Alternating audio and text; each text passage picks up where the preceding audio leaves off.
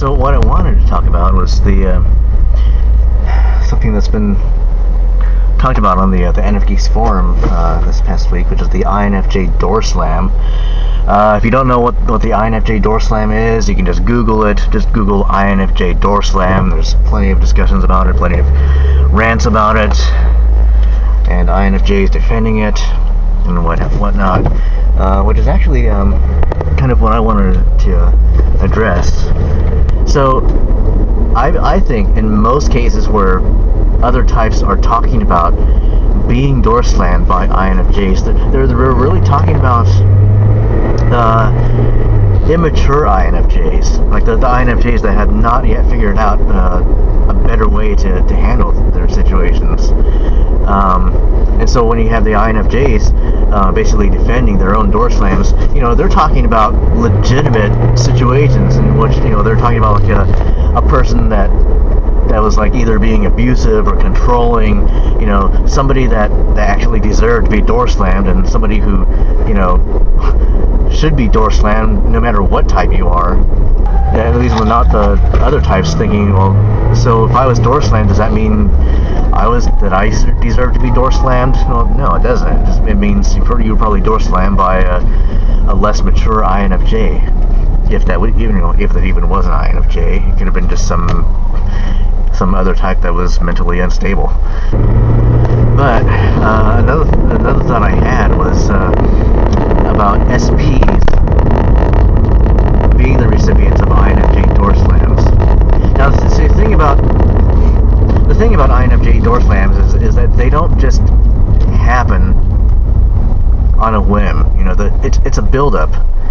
The INFJ has come to a conclusion after so much time of trying to work things out. They've concluded that this is just not going to work out, and this is a toxic person in my life, and cutting them off is the best thing to do. They've mulled this over. They've gone over a long period of time of giving the person multiple chances, and probably giving the person warnings.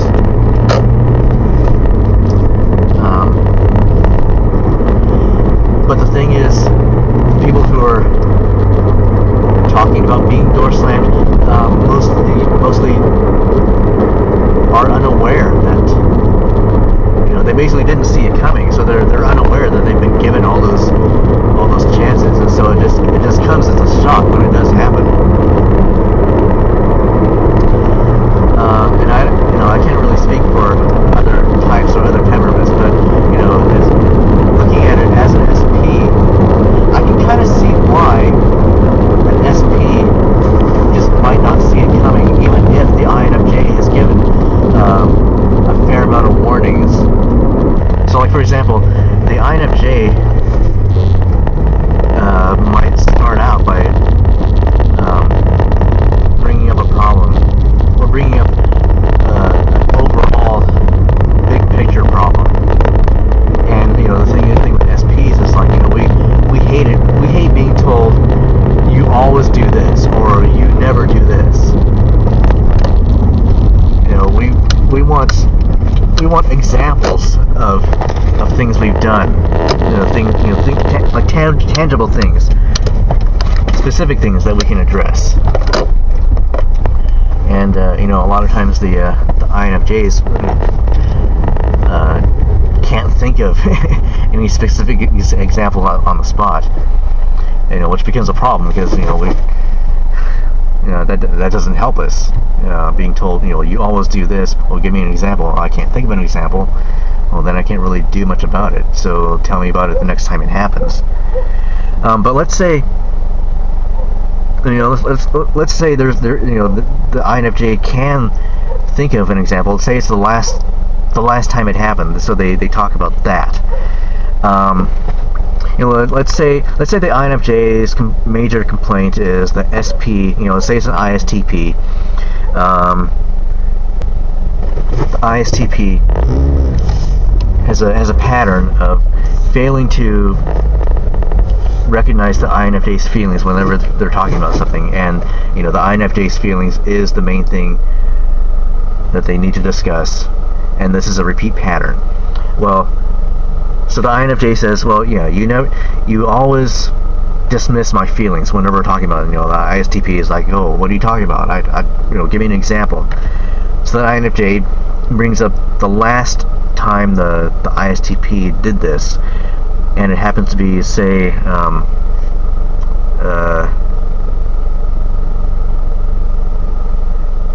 let's say the INFJ was talking about her sister,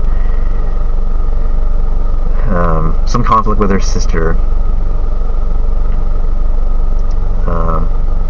I don't know. So let's just say the INFJ described an incident, and the ISTP just like immediately responded, well, you shouldn't have done this, or you should have done it this way instead. And really the INFJ wasn't looking for advice. She was just talking about her frustrations with her sister, her overall frustrations. So then INFJ now is explaining this to the ISTP, like, the last time this happened, this was what you said. You said, you dismissed my feelings, and instead you said, well, you should have handled it this way instead. So now the ISTP, best case scenario, the ISTP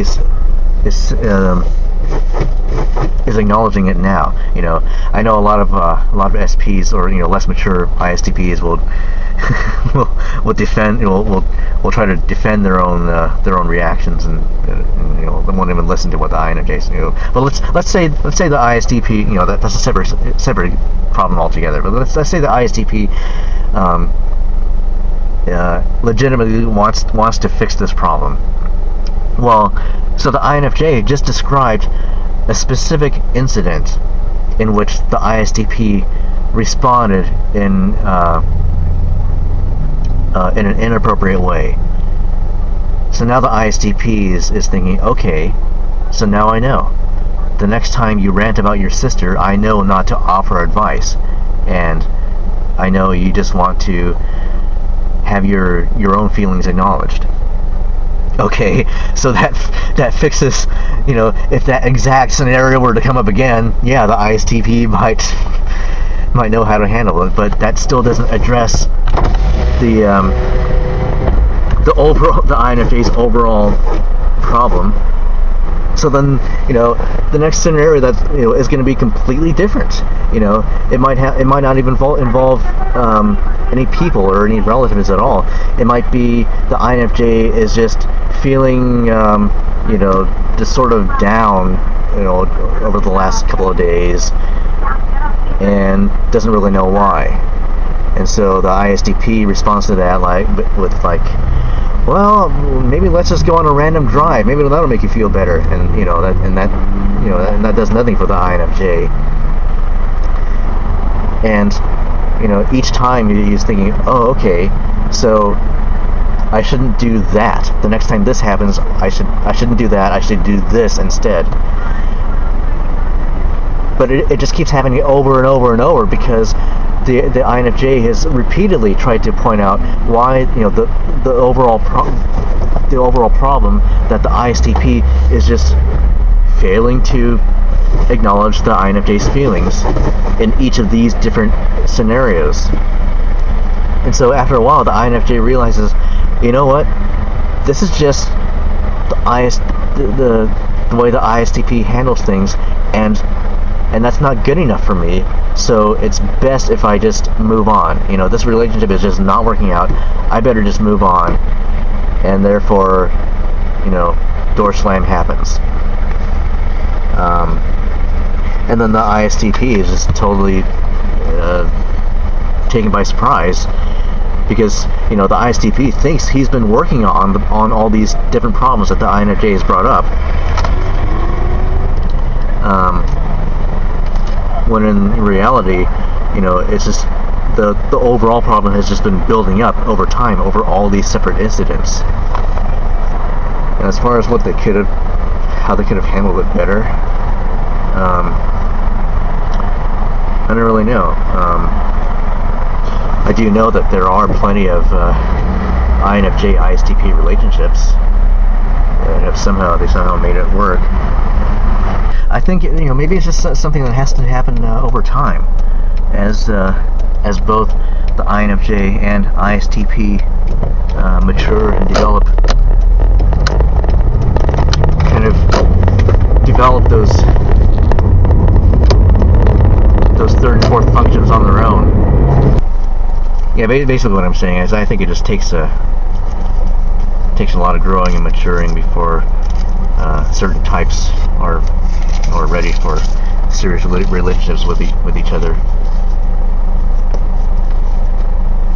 Which kind of goes back to saying, well, yeah, theoretically any type can get together with any other type if they're both mature enough.